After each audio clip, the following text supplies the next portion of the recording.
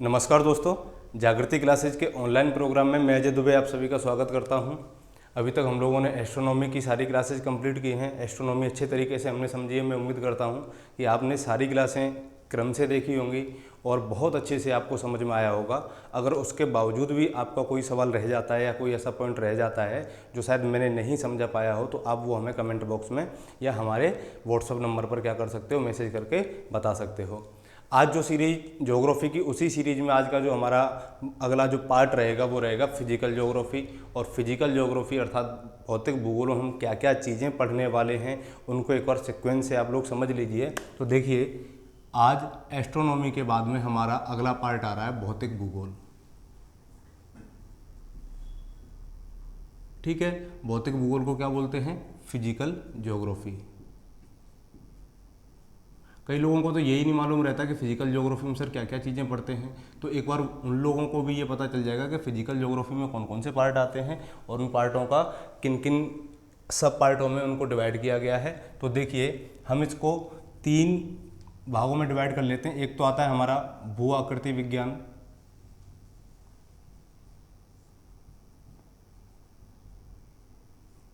ठीक है, भू आकृति विज्ञान को बोलते हैं जियोमॉर्फोलॉजी।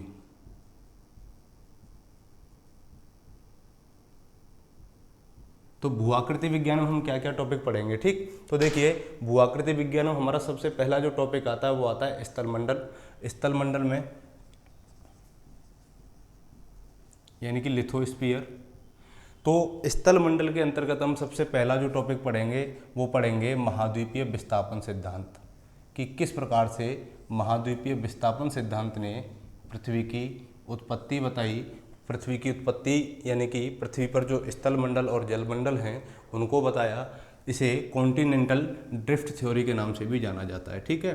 इसके बाद में जब हम महाद्वीपीय विस्थापन सिद्धांत पढ़ चुके होंगे, फिर आएगा हमारा plate tectonic theory. Plate tectonic या प्लेट विवर्तनिकी सिद्धांत जिसे हिंदी में बोलते हैं, प्लेट विवर्तनिकी।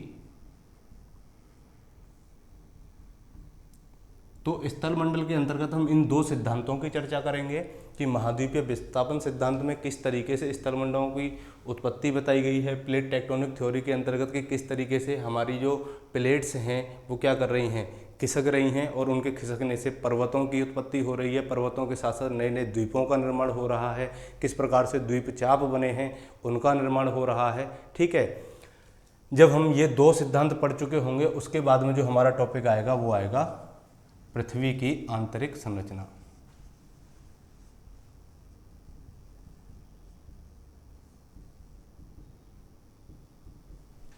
इसके बाद में भू संचलन, अर्थ मूवमेंट, और अर्थ मूवमेंट के बाद में हमारा अगला टॉपिक रहेगा भूकंप और ज्वालामुखी।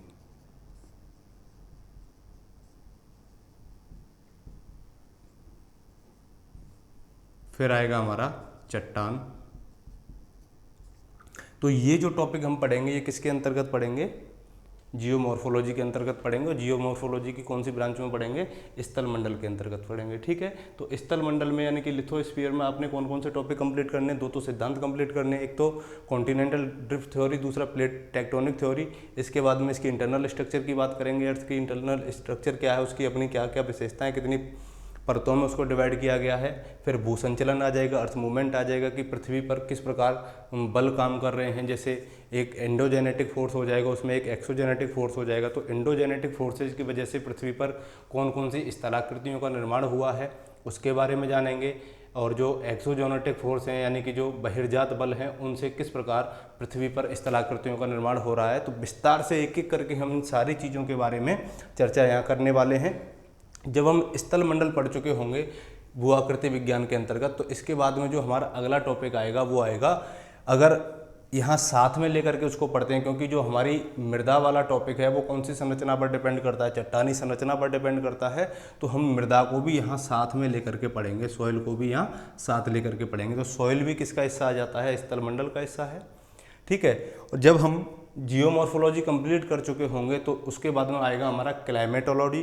क्लाइमेटोलॉजी यानी कि जलवायु विज्ञान। और जलवायु विज्ञान के अंतर्गत हम जानेंगे कि किस प्रकार से वायुमंडल का निर्माण हुआ है, उसकी संरचना क्या है, उसका संगठन क्या है, तापमान का क्या प्रभाव पड़ता है पृथ्वी पर, किस तरीके से ताप कटिबंध बनते हैं और ताप कटिबंध से वायुदाब कटिबंधों का निर्माण होता है। फिर हम आ जाएंगे जलमंडल पर। ठीक है, तो जलमंडल में भी हम उसकी लवणता, टेम्परेचर और जो महासागरीय धाराएं हैं, ज्वार भाटा है, इन सब के बारे में विस्तार से चर्चा करेंगे।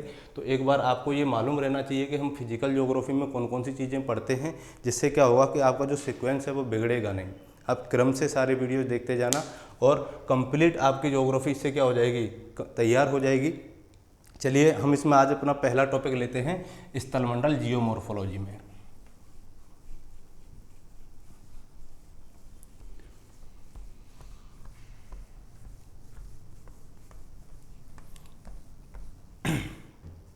तो देखिए स्थलमंडल, तो स्थलमंडल किसका भाग है, यानी कि हम पहले पृथ्वी की बात करते हैं कि पृथ्वी पर कौन कौन सी दो चीज़ें सबसे ज़्यादा पाई जाती हैं। तो देखिए जो अर्थ है, अभी मैं आपको ग्लोब पर भी इसको शो कर दूंगा कि ग्लोब पर कौन कौन सी चीज़ों से पृथ्वी का निर्माण हुआ है, उसकी भूपर्पटी का निर्माण हुआ है।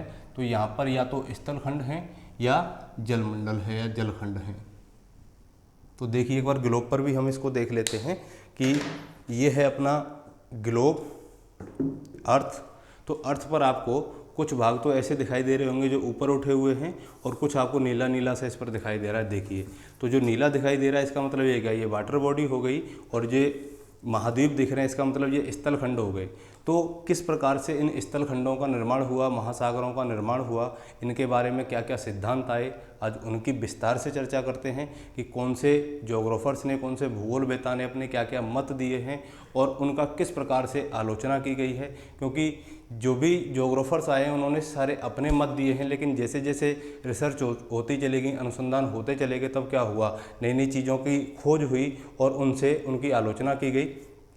तो सबसे पहले यानी कि पृथ्वी के स्थलमंडलों की उत्पत्ति से संबंधित जो पहला मत आया सामने, वो कौन सा आया हमारा, एक हमारे महान भाव थे, महान ज्योग्राफर्स भी थे जर्मनी के, और दार्शनिक भी थे, भौतिक शास्त्री भी थे। अब कोई इंसान इंजीनियर होते हुए पृथ्वी की यानी कि ज्योग्राफी की संरचना की बात करे कि किस प्रकार से स्थलमंडलों की उत्पत्ति हुई है, तो उनकी आलोचना होना वहाँ थोड़ा आसान हो जाता है। क्योंकि लोगों ने क्या कहा कि इंजीनियर होते हुए कोई व्यक्ति ज्योग्राफर कैसे हो सकता है, लेकिन ऐसा नहीं है। तो स्थलमंडलों की उत्पत्ति के संबंध में जो सबसे पहला मत आया वो आया लॉर्ड केल्विन का। तो लॉर्ड केल्विन ने कम से कम कोशिश की स्टार्टिंग में बताने की कि किस प्रकार से स्थलमंडलों का निर्माण हुआ होगा। तो हम यहाँ लॉर्ड केल्विन की एक अवधारणा को समझते हैं जिसे हम गैसीय नेबुला परिकल्पना के नाम से जानते हैं। गैसीय नेबुला परिकल्पना।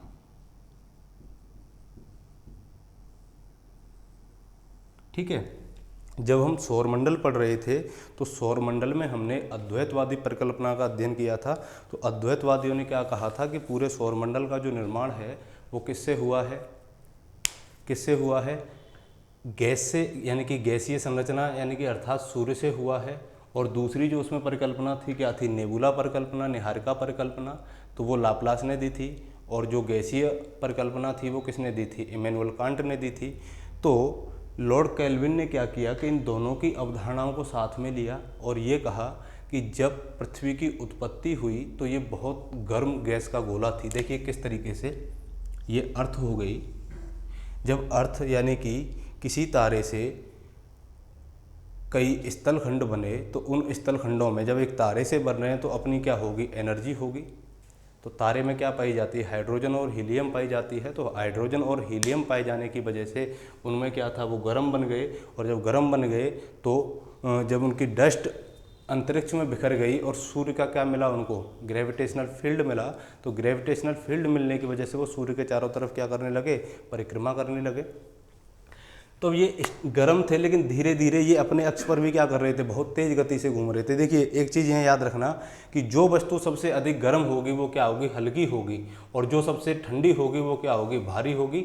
तो पृथ्वी इस समय क्या थी, हल्की थी। हल्की होने की वजह से ये अपने अक्ष पर क्या करने लगी, बहुत तेज गति से रोटेशन करने लगी, घूमने लगी। जब ये सबसे अधिक तेज गति से घूमने लगी तो धीरे धीरे ये बाहरी वायुमंडल के किस में आई, संपर्क में आई। और संपर्क में आने से इसकी जो बाहरी सतह है ये क्या हुई, ठंडी हो गई। जब इसकी बाहरी सतह ठंडी हो गई तो केल्विन महोदय ने ये कहा कि जैसे ही ये ठंडी हुई तो इसमें क्या आई, सिकुड़न आई, और सिकुड़न आने से इसका जो कुछ हिस्सा है वो ऊपर उठ गया और जो कुछ हिस्सा है वो नीचे धंस गया। ठीक है, तो इस तरीके से केल्विन महोदय ने ये कहा कि जो सिकुड़न की वजह से पृथ्वी का जो भाग ऊपर उठा था वो तो स्थलमंडल बन गए, और जो भाग नीचे धंसा था वो महासागर बन गए, जलमंडल बन गए।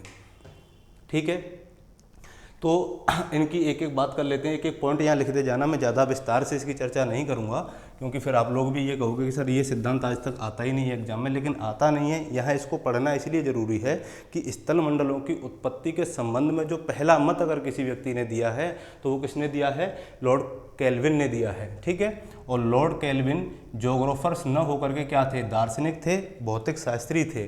ठीक है, लॉर्ड केल्विन, फिर भी इन्होंने बहुत हद तक अपना सिद्धांत सही साबित करने की कोशिश की है। बाद में इन्हीं के सिद्धांत के आधार पर थोड़ा सा क्या होगा, कॉन्टिनेंटल ड्रिफ्ट थ्योरी का विकास होगा। जब कॉन्टिनेंटल ड्रिफ्ट थ्योरी आ जाएगी उसी के आधार पर उसकी भी आलोचना होनी है। जब कॉन्टिनेंटल ड्रिफ्ट थ्योरी की आलोचना होगी तब उसमें थोड़े बहुत सुधार करके फिर क्या आएगी, प्लेट टेक्टोनिक थ्योरी आएगी। और प्लेट टेक्टोनिक थ्योरी में भी वेगनर महोदय क्या करेंगे, कुछ बातों को बताएंगे और उसके आधार पर क्या हो जाएगा, हमारी स्थलमंडलों की, महासागरों की उत्पत्ति हो जाएगी। ठीक है, तो देखिए इन्होंने क्या कहा था कि प्रारंभ में पृथ्वी कैसी थी, गैस का गोला थी। तो गैस का गोला है, इसका मतलब बहुत अधिक गर्म है, और बहुत अधिक गर्म है तो हल्की होगी। हल्की होगी तो इसका जो रोटेशन होगा, जो घूर्णन होगा, ये भी क्या होगा, अधिक होगा।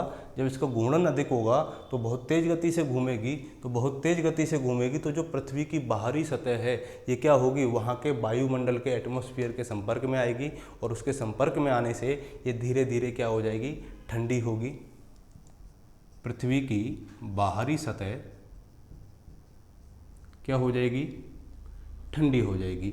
और जब इसकी बाहरी सतह ठंडी हो जाएगी तब इसमें सिकुड़न आएगी। क्या आएगी, सिकुड़न आएगी, संकुचन होगा। और संकुचन होने से देखिए, जब किसी वस्तु में संकुचन होता है तो उसका कुछ भाग जैसे सिकुड़ेगा। मान लो अगर मैं कोई कपड़ा लेते हैं हम लोग और उसको खींचते हैं, सिकुड़ते हैं, तो क्या होता है, उसका कुछ हिस्सा ऊपर उठ जाता है और कुछ पार्ट नीचे धंस जाता है। तो इसी प्रकार पृथ्वी में सिकुड़न हुई, और इसी कारण यानी कि संकुचन के कारण ही इन्होंने क्या बताई है, स्थल मंडलों की उत्पत्ति बताई है। इसीलिए गैसीय नेबुला परिकल्पना को क्या कहा जाता है, संकुचन सिद्धांत भी कहा जाता है। इसको याद रखना कि ऐसे नहीं पूछेगा तो प्री में ऐसे सवाल पूछ सकता है कि बताइए संकुचन सिद्धांत का प्रतिपादन किसने किया, तो आपको बताना क्या है कि लॉर्ड केल्विन ने किया। इसी के ये विभिन्न नाम हैं। ठीक है, तो संकुचन हुआ तो अर्थ का कुछ भाग क्या हो गया, ऊपर उठा, और कुछ भाग नीचे चला गया। तो जो हिस्सा ऊपर चला गया तो धीरे धीरे जब पृथ्वी ठंडी हो रही थी तो इसमें से दो गैसें निकल रही थीं, एक तो ऑक्सीजन और दूसरी हाइड्रोजन। ठीक है, तो जब ये ऊपर निकल रही थी उसी टाइम पर पृथ्वी का गुरुत्वाकर्षण बना होगा। ये मैं नहीं कह रहा हूँ, कौन कह रहा है, केल्विन महोदय कह रहे हैं कि जब पृथ्वी रोटेट कर रही थी तो इसकी जो सतह थी ठंडी हो रही थी धीरे धीरे, तो इसमें से कुछ गैसें कहाँ चली गईं, बाहर चली गईं, अंतरिक्ष में चली गईं। और अंतरिक्ष में चली गईं तो इसका जो ग्रेविटेशनल फोर्स था उसकी वजह से ये इसके एटमॉस्फेयर में बंध के रह गईं। जब इन दोनों का मिलन हुआ तो एक नई चीज़ का विकास हुआ जिसे हम जल बोलते हैं, H2O बोलते हैं। जब वायुमंडल में जल का निर्माण हो गया तो पृथ्वी के ग्रेविटेशन फोर्स की वजह से वही जल क्या आया, नीचे की ओर आया। और जब ये जल नीचे की ओर आया तो जो ऊपर उठे हुए भाग थे इनसे बहते हुए जो नीचे धंसे हुए भाग थे उनमें भर गया, और इस प्रकार से किसकी उत्पत्ति हो गई, महासागरों की उत्पत्ति हो गई। ठीक है, अब देखिए इन्होंने उत्पत्ति करवा दी महासागरों की और महाद्वीपों की, लेकिन इनकी जो आलोचना है वो किस संदर्भ में की जाती है। तो यहाँ बेसिक सी चीज़ है, पहले नहीं पता था, लेकिन धीरे धीरे जैसे विज्ञान का विकास हुआ, आविष्कार हुआ, उसके आधार पर और भी नई नई चीज़ें आई। तो देखो ये आपको दिख रहा होगा, और मैंने कई बार इसकी चर्चा की है कि अर्थ जो है दो गोलार्धों में विभाजित है, क्योंकि जो इक्वेटर लाइन है इसको क्या कर रही है, दो पार्टों में विभाजित कर रही है, उत्तरी गोलार्ध और दक्षिणी गोलार्ध। तो आप लोग देखिए यहाँ पर एक बार गौर से देखना कि जो इसका उत्तरी गोलार्ध है, ठीक है, नॉर्थ हेमिस्फीयर है, यहाँ पर स्थल मंडल की क्या है, अधिकता है। जबकि हम दक्षिण की ओर देखते हैं, साउथ हेमिस्फीयर में देखते हैं, तो यहाँ स्थल मंडल कम है लेकिन जलमंडल ज़्यादा है, वाटर बॉडी ज़्यादा है। तो अगर इनकी आलोचना देखिए किस प्रकार की गई कि भाई साहब महोदय ये बताइए कि अगर संकुचन सिद्धांत से पृथ्वी की उत्पत्ति होती, तो पृथ्वी की उत्पत्ति अगर संकुचन सिद्धांत से मानी जाती तो इसके जो दोनों गोलार्ध हैं वहाँ पर जल और स्थलखंड क्या पाए जाते, बराबर बराबर पाए जाते। यानी कि जितना स्थलखंड उत्तर में है उतना ही स्थलखंड कहाँ होता, दक्षिण में। या ये कह लीजिए कि जितना स्थलखंड उत्तर में है उतना ही वहाँ वाटर बॉडी होती, और जितना स्थलखंड दक्षिण में है उतनी ही वाटर बॉडी होती, जलमंडल होता। ठीक है, तो ये इनकी आलोचना की गई, लेकिन ऐसा नहीं है। वास्तविक स्थिति क्या है उसको देख लीजिए। जैसे हम पृथ्वी की बात करते हैं कि पृथ्वी पर दो ही चीज़ें हैं, एक तो स्थल और एक जल। तो पूरी संपूर्ण पृथ्वी पर टोटल कितना है स्थलमंडल का पार्ट, 29%, और जो जलमंडल है वो क्या है, 71% इसका विस्तार है। लेकिन उत्तरी गोलार्ध में, नॉर्थ हेमिस्फीयर में किसका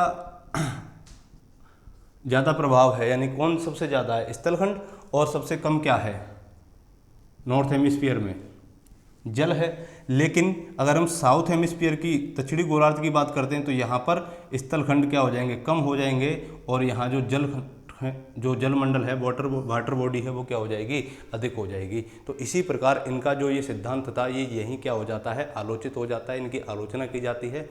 अब इसके बाद धीरे धीरे अब क्या हुआ, धीरे धीरे वैज्ञानिकों को एक आधार मिलता चला गया, ज्योग्राफर्स को एक आधार मिला केल्विन की थ्योरी से, और नई नई रिसर्च शुरू हुई। उसी क्रम में एक सिद्धांत आया जिसे हम बोलते हैं कॉन्टिनेंटल ड्रिफ्ट थ्योरी या महाद्वीपीय विस्थापन सिद्धांत। ठीक है, तो एक बार हम महाद्वीपीय विस्थापन सिद्धांत के बारे में विस्तार से चर्चा करेंगे, क्योंकि महाद्वीपीय विस्थापन सिद्धांत से ही प्लेट टेक्टोनिक थ्योरी का विकास हुआ है।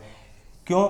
क्योंकि जो महाद्वीपीय विस्थापन सिद्धांत है दोस्तों, उसने क्या किया, प्लेट टेक्टोनिक थ्योरी के लिए एक आधार का काम किया, बेस का काम किया, एक नींव मजबूत की, जिसके आधार पर हैरियस और मॉर्गन ने प्लेट टेक्टोनिक थ्योरी दी, और वेगनर ने उसको थोड़ा सा मॉडिफाई करके और विस्तार से समझाया है। ठीक है, चलिए महाद्वीपीय, इसको भी मिटा देता हूँ क्योंकि इसमें थोड़े से चित्र ज़्यादा बनेंगे, और आप भी साथ साथ में बनाते जाना, मैं समय भी दूंगा आपको बनाने का, और साथ ही साथ स्क्रीनशॉट भी लेते जाना। महाद्वीपीय विस्थापन सिद्धांत,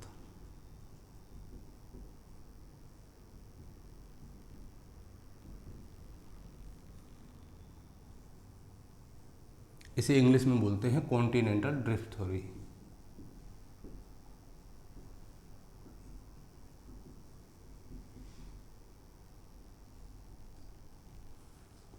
चलिए देखिए, यहाँ बात करते हैं कि जो कॉन्टिनेंटल ड्रिफ्ट थ्योरी थी इसका प्रतिपादन किसने किया था। तो इसका जो प्रतिपादन किया था या इस थ्योरी को जो देने वाले ज्योग्राफर्स थे उनका नाम था वेगनर महोदय। तो वेगनर महोदय का पूरा नाम क्या था, अल्फ्रेड वेगनर। तो अल्फ्रेड वेगनर ने इस थ्योरी का प्रतिपादन किया, और उन्होंने क्या क्या बातें कही अपनी इस थ्योरी में, तो ये बात एक बार समझ लेते हैं। तो देखिए, वेगनर ने कहा कि जैसे जब हम कार्बोनिफेरस युग में थे तो पूरी पृथ्वी पर क्या था, केवल एक स्थलखंड था। कौन सा, ये देख लीजिए एक बार, मैं यहाँ बना रहा हूँ ये वाला। और उन्होंने इसको क्या नाम दिया, इसको नाम दिया पैंजिया। उन्होंने कहा कि जब स्टार्टिंग में, अर्थात कार्बोनिफेरस काल में पृथ्वी पर क्या था, मात्र एक स्थलखंड था, और वो स्थलखंड क्या था, पैंजिया। पैंजिया के चारों तरफ जो खाली स्थान है, ये जो आपको दिखाई दे रहा होगा, इसमें जल भरा हुआ था, जिसे उन्होंने क्या नाम दिया, पैंथालसा नाम दिया। तो देखिए, ये तो हो जाएगा आपका पैंजिया, और पैंजिया को चारों तरफ से किसने घेर रखा था, पैंथालसा महासागर ने। ये बात कब की बता रहे हैं, कार्बोनिफेरस काल की। ठीक है, तो एक पॉइंट आपको ये याद रखना है कि कार्बोनिफेरस काल में पृथ्वी पर मात्र एक स्थलखंड था जिसका नाम पैंजिया था, और पैंजिया चारों तरफ से पैंथालसा महासागर से घिरा हुआ था। अब धीरे धीरे क्या हुआ, वेगनर महोदय कह रहे हैं कि जैसे जैसे कार्बोनिफेरस काल का अंत आया, समय बीतता गया, यानी कि जैसे ही हम कार्बोनिफेरस काल के एंड में आए, उत्तर कार्बोनिफेरस काल में आए, तो उत्तर कार्बोनिफेरस काल में इसमें क्या हुई, चटकन आई, यानी कि जो पेंजिया था धीरे धीरे इसका टूटना प्रारंभ हुआ। लेकिन एक बात यहाँ इतनी सी याद रखना कि इसका टूटना प्रारंभ हुआ है, लेकिन इसका जो टूटना प्रारंभ हुआ था वो क्यों प्रारंभ हुआ था उसका रीजन जानते हैं। तो देखिए इन बलों को बहुत अच्छे से समझना। तो वेगनर ने दो बल बताए कि जो पेंजिया में विभाजन हुआ उस बल के लिए दो बल, उसके विभाजन के लिए दो बल उत्तरदायी हैं। एक तो था हमारा उत्प्लावन बल और दूसरा था ज्वारीय बल, टाइडल फोर्स। ठीक है, तो जो हमारा उत्प्लावन बल था, उत्प्लावन बल, तो इसके बारे में समझते हैं। तो देखो अर्थ क्या थी, स्टार्टिंग में हल्की थी और हल्की होने की वजह से वो बहुत तेज गति से रोटेशन कर रही थी, और बहुत तेज गति से जब रोटेशन कर रही थी तो पृथ्वी की जो गति होगी वो क्या हो जाएगी, बढ़ जाएगी। और जब पृथ्वी की गति बढ़ेगी तो उसका अभिकेंद्रीय बल भी क्या होगा, बढ़ेगा। अभिकेंद्रीय बल जब बढ़ेगा तो उसी समय पर उत्प्लावन फोर्स ने अपना काम करना शुरू किया। तो जिस तरफ फोर्स लग रहा था उसके विपरीत दिशा में स्थलखंड क्या होते चले गए, खिंचते चले गए। अर्थात इस पेंजिया में क्या आया, उत्प्लावन बल के कारण खिंचाव आया, और इस खिंचाव के कारण इसमें चटकन आई, और चटकन से ये दो भागों में विभाजित हो गया। तो देखिए दो भाग कौन कौन से थे वो, उन दोनों भागों को यहाँ एक बार समझ लीजिए। ये रहा, तो ये तो हो गया हमारे यहाँ पेंजिया।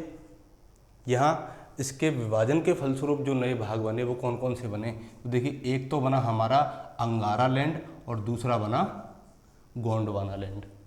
तो अंगारा लैंड को हम लॉरेंसिया के नाम से भी जानते हैं, लॉरेंसिया या अंगारा लैंड। और जो दूसरा पार्ट बना ये बना गोंडवाना लैंड। देखिए यहाँ बात याद रखना कि ये स्थलखंड कौन से युग में है, कार्बोनिफेरस युग में है।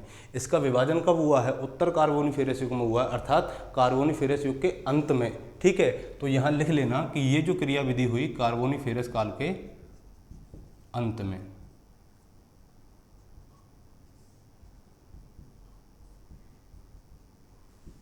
ये दो बात वेगनर महोदय समझा चुके थे। अब इन्होंने ये कहा कि उत्प्लावन बल तो काम कर ही रहा है, उत्प्लावन बल के साथ साथ एक बल और काम कर रहा है जिसे हम टाइडल फोर्स या ज्वारीय बल बोलते हैं।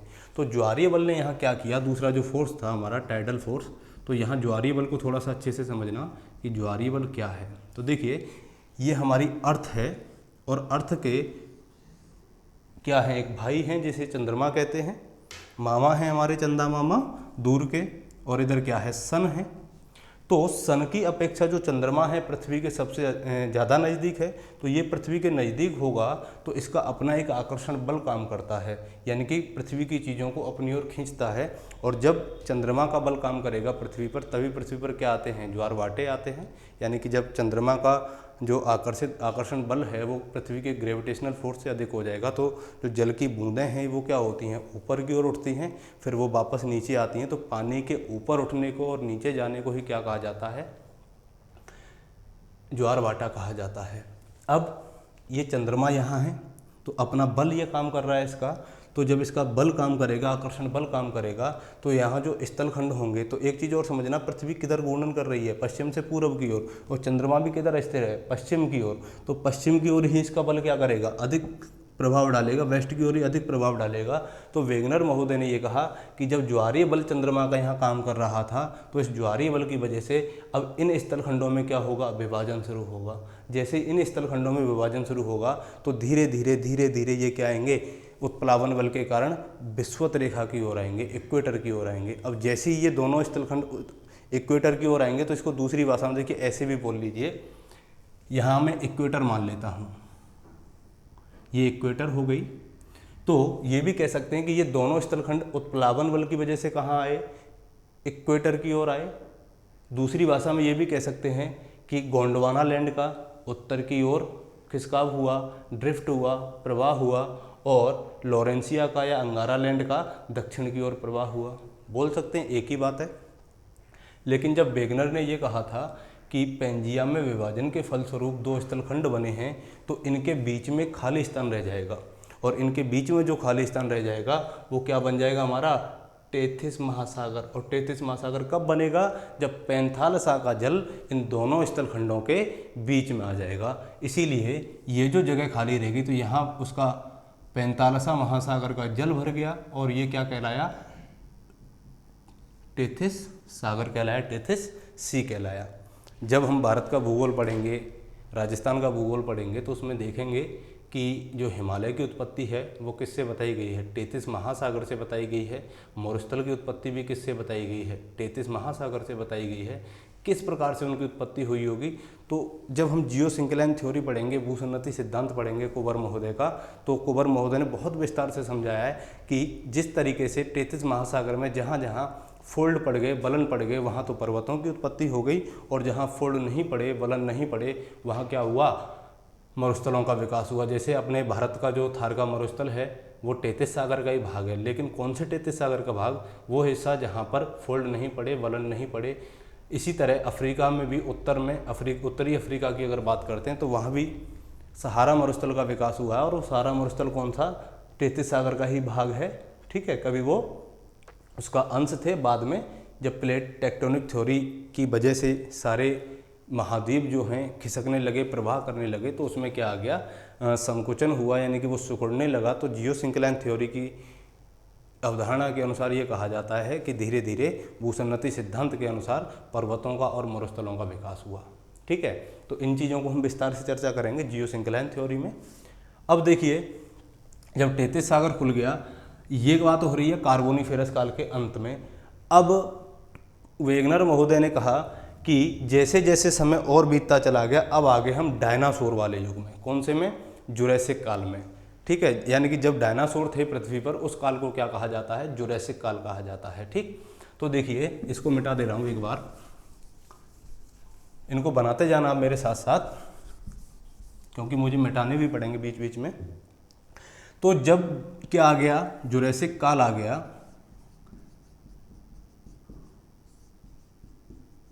तो जुरैसिक काल में अब इनमें विभाजन शुरू होगा। यानी कि अभी तक किस में हुआ? पेंजिया में हुआ। अब पेंजिया के बाद में लॉरेंसिया और अंगारालैंड में विभाजन होगा। और वो विभाजन किस प्रकार से होगा? तो देख लीजिए, मैं एक बार सारा कुछ बना देता हूँ। ये हमारी अर्थ हो गई। अब सबसे पहली बात करते हैं गोंडवाना लैंड की, कि गोंडवाना लैंड में जुरैसिक काल में क्या हुआ? विभाजन प्रारंभ हुआ। और विभाजन जब इसमें प्रारंभ हो जाएगा तो इसका जो कुछ हिस्सा है ज्वारीय बल के कारण ये किधर जाएगा? पश्चिम की ओर। कुछ हिस्सा उत्तर की ओर, किसकी वजह से? उत्प्लावन बल की वजह से। इसका कुछ पार्ट उत्तर पूर्व में चला जाएगा, कुछ पार्ट पूर्व में चला जाएगा, और इसका जो बचा कुचा अवशिष्ट है वो दक्षिण में रह जाएगा। इसी तरह गोंडवाना लैंड से विभिन्न महाद्वीपों की उत्पत्ति हो जाएगी। ठीक, तो देखिए, पहले गोंडवाना लैंड का बना लेते हैं। तो देखो, जब गोंडवाना लैंड में विभाजन शुरू हुआ तो इसका कुछ पार्ट पश्चिम की ओर गया, ये वाला,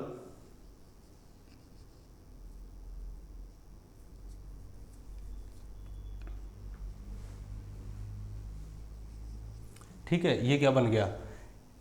दक्षिण अमेरिका, साउथ अमेरिका। कुछ पार्ट इसका उत्तर की ओर चला गया, और ये क्या बन गया? अफ्रीका बन गया। और अफ्रीका के पास ही कुछ इसका भाग यहाँ इकट्ठा रह गया, जिसे हम मेडागास्कर कहते हैं। थोड़ा सा पार्ट इसका कहाँ चला गया? उत्तर पूर्व में चला गया, प्रायद्वीपीय भारत बना। और कुछ हिस्सा इसका अफ्रीका वो ऑस्ट्रेलिया बन गया। और जो इसका बचा कुछ अवशिष्ट था वो किसके रूप में स्थापित हो गया? अंटार्कटिक महाद्वीप के रूप में स्थापित हो गया। अब ये तो किससे बने? गोंडवाना लैंड से बने। अभी आप कह रहे होंगे सर ये तो भारत का आधा हिस्सा है। तो भारत की जो संरचना है, भूगर्भिक संरचना है, वो केवल एक ही भूखंड से नहीं हुई है, वो दोनों भूखंडों से हुई है। किस प्रकार हुई है? कि ये तो उत्तर पूर्व की ओर खिसका, तब जाकर के भारत में प्रायद्वीपीय भारत का निर्माण हुआ। लेकिन बाद में जब लॉरेंसिया का विभाजन होगा तो इसका कुछ भाग दक्षिण की ओर आएगा, और ये दोनों प्लेटें क्या होंगी? आपस में मिल जाएंगी। इसी तरह पूरे भारत की संरचना का निर्माण हो जाएगा। तो देखिए, अब जब लॉरेंसिया में विभाजन प्रारंभ हुआ, तो लॉरेंसिया में जब विभाजन प्रारंभ होगा तो यहाँ एक और देश बन जाएगा। ये बन गया आपका नॉर्थ अमेरिका।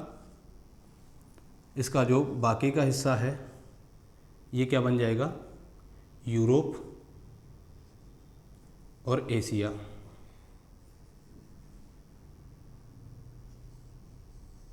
ठीक है, कुछ यहाँ महाद्वीपों की चाप बन जाएगी छोटे छोटे, और ये इधर ग्रीनलैंड बन गया।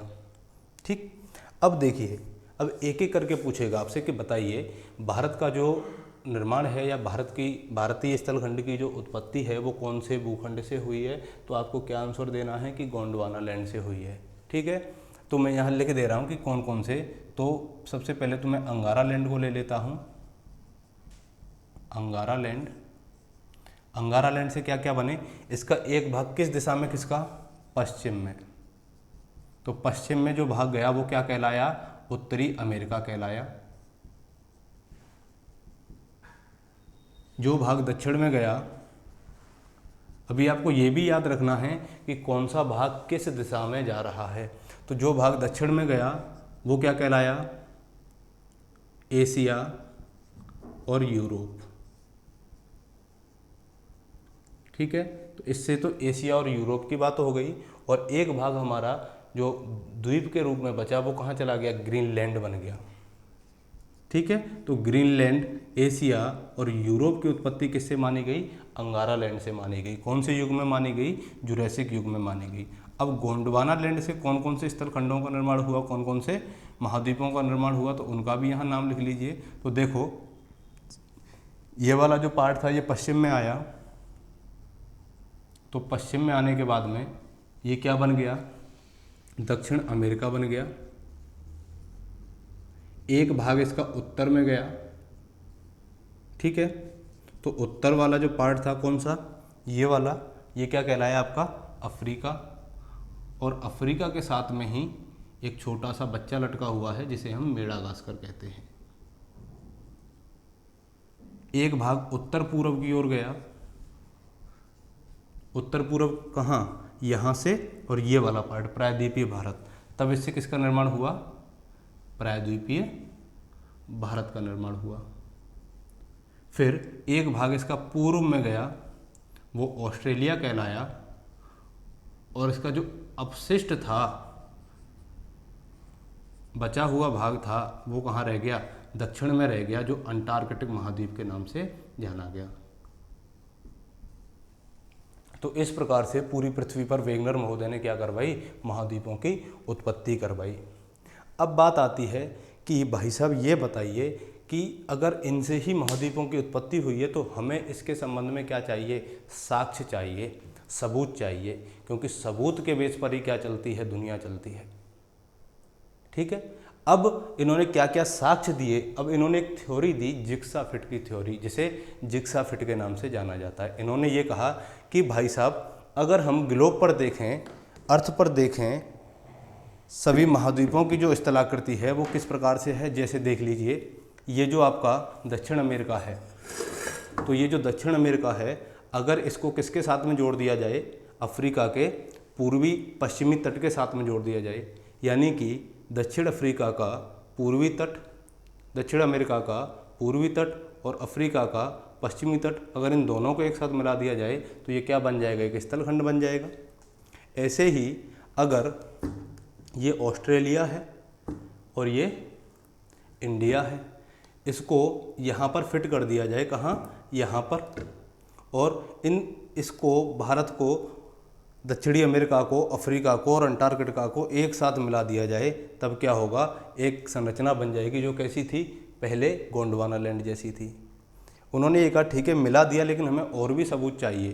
तो उन्होंने दूसरा सबूत ये दिया कि आप अगर नहीं मानते हो तो देखो, जा कर के देख लो, अफ्रीका का जो पश्चिमी तट है वहाँ की जो चट्टानी संरचना है, और ये अफ्रीका का पश्चिमी तट हो गया, इसकी जो चट्टानी संरचना है वो दक्षिणी अमेरिका के पूर्वी तट की चट्टानी संरचना के क्या है, समान है।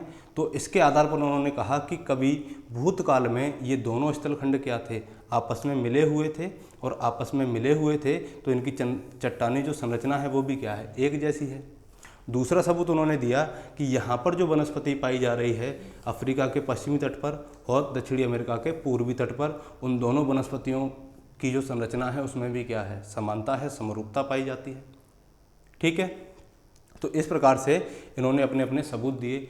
एक सबूत और दिया इन्होंने क्या, कि ये जो ग्रीनलैंड है ये क्या कर रहा है, प्रवाह कर रहा है प्रतिवर्ष। तो देखिए ग्रीनलैंड के बारे में जान लेना, ये साबित भी हो चुका है प्लेट टेक्टोनिक थ्योरी से कि जो ग्रीनलैंड है वो 200 सेंटीमीटर पर ईयर क्या हो रहा है, उत्तर की ओर खिसक रहा है, और उत्तर की ओर खिसक रहा है। और यही बात कौन कह रहा है, प्लेट टेक्टोनिक थ्योरी कह रही है, प्लेट विवर्तनिकी सिद्धांत कह रहा है। और प्लेट विवर्तनिकी सिद्धांत को आज का क्या माना जाता है, वैज्ञानिक सिद्धांत माना जाता है। और इसी आधार पर वेगनर का ये सिद्धांत भी क्या था, सही साबित हुआ। एक चीज़ इन्होंने और कही कि ये जो अंगारा लैंड था, लॉरेंसिया था, यहाँ पर एक जीव पाया जाता था, लेमिंग जीव, लेमिंग मछली के नाम से जानते हैं। जब लेमिंग मछली जो है पश्चिम की ओर क्या करती है, भागती है, कभी पूर्व की ओर नहीं भागेगी, ये क्या करेगी, पश्चिम की ओर भागेगी। क्यों भागती है, क्योंकि इसको लगता है कि मेरे पूर्वज भी पहले क्या करते थे, पश्चिम की ओर भागते थे। इसको ये लगता है कि कभी कोई स्थलखंड था जो इससे यूरोप से मिला हुआ था, और यूरोप से मिला हुआ तो ये पश्चिम की ओर जाती है, तो स्थल पर न जा करके बार बार जल में डुबकी लगाती है, फिर निकलती है, फिर जल में डुबकी लगाती है, और अंत में ये कभी भी स्थलखंड तक नहीं पहुंच पाती। तो इसके आधार पर भी इन्होंने ये कहा कि देखिए जो नॉर्थ अमेरिका का पश्चिमी तट है और यूरोप का पूर्वी तट है, अगर इन दोनों को आपस में मिला दिया जाए तो इनकी चट्टानी संरचना में, यहाँ की वनस्पति में, यहाँ के खनिज संसाधनों में क्या पाई जाएगी, समरूपता पाई जाएगी। ठीक है, और इस आधार पर वेगनर ने अपने सबूत पेश किए। ठीक, अब बात करते हैं कि जैसे जैसे ये महाद्वीप क्या हुए, पश्चिम की ओर प्रवाह किए, उत्तर की ओर प्रवाह किए, उत्तर पूर्व की ओर इन्होंने प्रवाह किया, उसी तरीके से यहाँ क्या हुआ, पर्वतों का निर्माण हुआ। और वो बात भी किसने कही, वेगनर महोदय ने कही। उससे पहले यहाँ एक चीज़ ये जान लेना, देखिए ये जो ग्लोब है, इन्होंने ये कहा कि जब गोंडवाना लैंड से अफ्रीका और क्या अलग हुआ, दक्षिणी अमेरिका अलग हुआ, और लॉरेंसिया से यूरोप और उत्तरी अमेरिका अलग हुआ, तो बीच में एक स्थान खाली रह गया, और किसकी उत्पत्ति हो गई, अटलांटिक महासागर की उत्पत्ति हो गई। और इसने कैसा आकार ले लिया, देखिए दिख रहा होगा आपको, एक एस जैसी आकृति का निर्माण किया, और एक एस जैसी आकृति बनी, तो इसको इन्होंने क्या कहा, मध्य अटलांटिक कटक कहा। यानी कि जब इन दोनों स्थलखंडों को अलग किया गया, जैसे ही ये पश्चिम की ओर आए, तो बीच का जो स्थान था ये क्या हो गया, अटलांटिक महासागर बना। और इस प्रकार से वेगनर ने अटलांटिक महासागर की उत्पत्ति करवाई। तो यहाँ याद रखना कि अटलांटिक महासागर की जो आकृति है वो अंग्रेजी के कौन से अक्षर के बराबर है, किसके समान है, एस अक्षर के समान है। और एस अक्षर के समान है, इसीलिए इसको क्या कहा जाता है, मध्य अटलांटिक कटक कहा जाता है, मिड अटलांटिक रिज कहा जाता है। दूसरी चीज़ यहाँ ये समझना कि जितने भी प्लेट्स हैं, ठीक है, तो जो प्लेट हैं वो आपस में खिसक रही हैं, तो इनकी जो किनारे होंगे, कोस्ट होंगी, उन कोस्टों पर क्या होगा, संचलन होगा, हलचल होगी, और उसी हलचल की वजह से इन किनारों पर ही सबसे ज़्यादा क्या आते हैं, ज्वालामुखी और भूकंप आते हैं। तो उन्होंने एक ये भी साक्ष्य पेश किया कि जितनी भी प्लेट हैं, ये जितने भी स्थलखंड हैं, इनके पश्चिमी भागों में क्या आते हैं, भूकंप आते हैं। पश्चिमी भागों में क्यों भूकंप आते हैं, क्यों सबसे ज़्यादा ज्वालामुखी पश्चिमी भागों में आते हैं, क्योंकि ये प्रवाह किस दिशा में कर रहे हैं, पश्चिमी भागों में प्रवाह कर रहे हैं, पश्चिमी भागों में ड्रिफ्ट कर रहे हैं। ठीक है, अगली बात इन्होंने एक और बताई कि जैसे जैसे महाद्वीपों का निर्माण हो रहा था, महाद्वीप प्रवाह कर रहे थे, ड्रिफ्ट कर रहे थे, उसी समय पर क्या हुआ, पर्वतों की उत्पत्ति हुई। तो कौन कौन से पर्वतों की उत्पत्ति किससे हुई है, अब ये जान लेते हैं। तो आपको ये बात यहाँ याद रखनी है कि ये दिशा याद रखना कि कौन सा स्थलखंड किस दिशा में गया, तभी आप समझ पाओगे कि पर्वतों की उत्पत्ति कैसे हुई। तो देखिए एक बार मुझे बताइए कि ये दिख रहा है कि नहीं, यहाँ से विजिबल है कि नहीं है, ठीक है, दिख रहा होगा शायद, यहाँ तक दिख रहा है, आ रहा है यहाँ तक, ठीक है। चलिए मैं यहाँ से मिटा देता हूँ जिससे कि आप लोग आराम से समझ सको। तो देखिए पहली चीज आपको ये याद रखनी है कि कौन सा स्थलखंड किस दिशा में गया। तो देखिए वेगनर महोदय ने कहा कि जैसे जैसे जो अफ्रीका है वो किधर गया, उत्तरी दिशा में गया, तो उत्तरी दिशा में ये जाएगा तो टेथिस सागर में वलन भी किस दिशा में पड़ेगा, उत्तरी दिशा में। तो अफ्रीका के इस वाले रीजन में क्या पड़ा, वलन पड़ा, फोल्ड पड़ गया। तो इसी तरह अफ्रीका के उत्तर में एक पर्वत का निर्माण हुआ जिसे क्या कहा जाता है, एटलस पर्वत कहा जाता है। क्यों हुआ उत्तर में, क्योंकि जिस दिशा में हम इसको आगे बढ़ाएंगे, देखिए आपने कई बार बचपन में ऐसी हरकतें की होंगी कि जो चटाई होती है हम लोग खेलते खेलते उस पर लेट जाते हैं, तो हम उसको आगे की ओर धकेलते हैं। जैसे ही हम उसको आगे की ओर धकेलेंगे तो उस पर क्या बन जाएंगे, फोल्ड बन जाएंगे। मैं एक बार बना के दिखा देता हूं कुछ पेज का, देखिए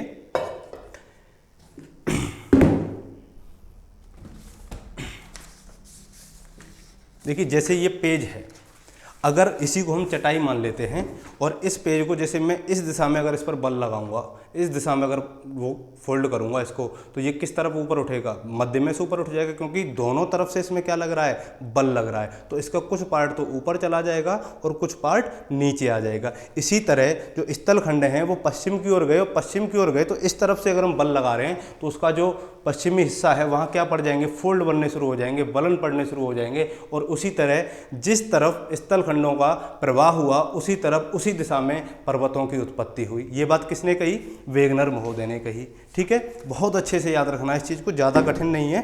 तो देखिए अफ्रीका कौन सी दिशा में गया, कहाँ गया, ये रहा उत्तर में, और उत्तर में गया तो इसमें फोल्ड भी कहाँ पड़ेगा, उत्तर दिशा में। इसी तरह इसके उत्तर में किसकी उत्पत्ति हो गई, एटलस पर्वत की उत्पत्ति हो गई। तो अफ्रीका का जो फोल्डेड माउंटेन है वो कौन सा है, एटलस पर्वत है। दूसरी बात आती है किसकी, दक्षिणी अमेरिका की। जो दक्षिणी अमेरिका किस तरफ गया, पश्चिम की ओर गया, तो इसमें फोल्ड भी किस दिशा में पड़ेगा, पश्चिम में पड़ेगा, क्योंकि इधर से बल लगा रहे हैं तो दबाव कहाँ बनेगा, यहाँ बनेगा। तो सिकुड़ेगा कहाँ से, ये यहाँ से, तो इसका कुछ हिस्सा ऊपर उठ जाएगा और कुछ हिस्सा नीचे चले जाएगा। इसी तरह दक्षिणी अमेरिका में कौन से पर्वत की उत्पत्ति हुई, एंडीज पर्वत की उत्पत्ति हुई। किसकी, एंडीज पर्वत की उत्पत्ति हुई। अभी मैं इन पर्वतों के बारे में भी एक एक करके बताऊंगा कि इनकी मुख्य विशेषताएं क्या क्या हैं। अब देखिए भारत किधर गया था, उत्तर पूर्व में गया था, और लॉरेंसिया का ये खंड यानी कि भारत का जो आधा भाग है, प्रायद्वीपीय भारत है, वो किससे बना है, गोंडवाना लैंड से बना है, और आधा भाग किससे बना है, लॉरेंसिया से बना है। जब ये दोनों प्लेटें पास पास आई तो इसके मध्य में बल लगा, और इसके मध्य में बल लगा तो भारत में एक पर्वत की उत्पत्ति हुई जिसे हिमालय पर्वत कहा जाता है। क्या कहा जाता है, हिमालय पर्वत। तो हिमालय पर्वत भी किससे उत्पन्न हुआ है, वलन पड़ने से, फोल्ड पड़ने से। इसीलिए इन पर्वतों को क्या कहा जाता है, फोल्डेड माउंटेन कहा जाता है। दूसरी चीज देखिए, अंगारा लैंड से, गोंडवाना लैंड से एक हिस्सा इसका पूर्व में गया था, किस तरफ, ये वाला ऑस्ट्रेलिया वाला रीजन। तो ऑस्ट्रेलिया वाला रीजन देखो किधर जा रहा है, पूर्व में जा रहा है, और पूर्व में जाएगा तो इस पर जो इधर से हम फोर्स लगा रहे हैं तो कहाँ लगेगा, यहाँ लगेगा, बलन कहाँ आएगा, इसकी पूर्वी दिशा में आएगा। और इस तरह ऑस्ट्रेलिया में एक पर्वत का निर्माण हो जाएगा, फोल्डेड माउंटेन का निर्माण हो जाएगा, जिसे हम कहते हैं ग्रेट डिवाइडिंग रेंज।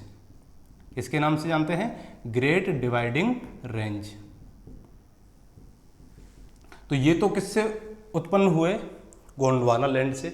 अब बात करते हैं कि सर उत्तरी अमेरिका भी किधर गया है, पश्चिम में गया है, तो इसमें भी बल किस दिशा में लगेगा, पश्चिम में लगेगा, और पश्चिम में लगेगा तो इसकी पश्चिमी दिशा में यहाँ जब फोल्ड पड़ेंगे, वलन पड़ेंगे, तो यहाँ भी क्या हो जाएगी, एक पर्वत की उत्पत्ति हो जाएगी, उत्तरी अमेरिका।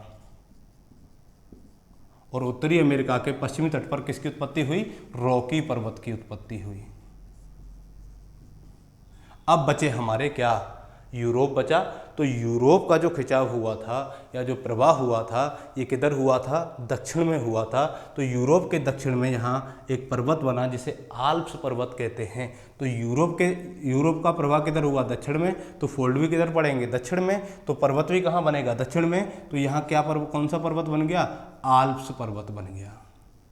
तो इस प्रकार सभी महाद्वीप जिस दिशा में प्रवाह किए उसी दिशा में, उसी तट पर क्या हुआ, उनमें वलन पड़े, और उसी तट पर इन पर्वतों का क्या हुआ, निर्माण हुआ। यहाँ हमें ये दोनों पर्वतों के बारे में एक बार अच्छे से समझना है।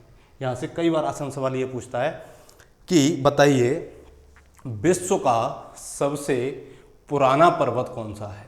अगर ये पूछा जाए कि विश्व का सबसे पुराना पर्वत कौन सा है, तब आपको क्या आंसर देना है, अरावली पर्वत है। और जब ये पूछा जाए कि विश्व का सबसे ऊंचा पर्वत कौन सा है, सबसे हाईएस्ट माउंटेन कौन सा है, तो सबसे हाईएस्ट माउंटेन में आपको क्या नाम लेना है, हिमालय को लेना है। जब ये पूछा जाए कि विश्व की सबसे लंबी पर्वत श्रृंखला कौन सी है, तो विश्व की सबसे लंबी पर्वत श्रृंखला कौन सी हो जाएगी, हमारी एंडीज पर्वत श्रृंखला हो जाएगी, एंडीज पर्वत हो जाएगा। तो इस प्रकार से महाद्वीपीय विस्थापन सिद्धांत के अनुसार वेगनर ने महाद्वीपों की उत्पत्ति बताई, और महाद्वीपों की उत्पत्ति के साथ साथ क्या बताया, पर्वतों की उत्पत्ति बताई। लेकिन धीरे धीरे प्लेट विवर्तन की सिद्धांत आया, कोवर की भूसन्नति सिद्धांत आया, जियोसिंक्लाइन थ्योरी आई, उसके अनुसार इन्होंने पर्वतों की उत्पत्ति जियोसिंक्लाइन से बताई है, भूसन्नति से बताई है। तो ठीक है दोस्तों, आप यहाँ तक हमारे इस टॉपिक को समझ गए होंगे। बहुत अच्छे तरीके से। अगर फिर भी आपका कोई डाउट रह जाता है तो स्क्रीन पर हमारा व्हाट्सअप नंबर दे रखा है, आप वहाँ पर हमें मैसेज करके क्वेश्चन पूछ सकते हैं और अपने सुझाव भी दे सकते हैं। थैंक यू, धन्यवाद।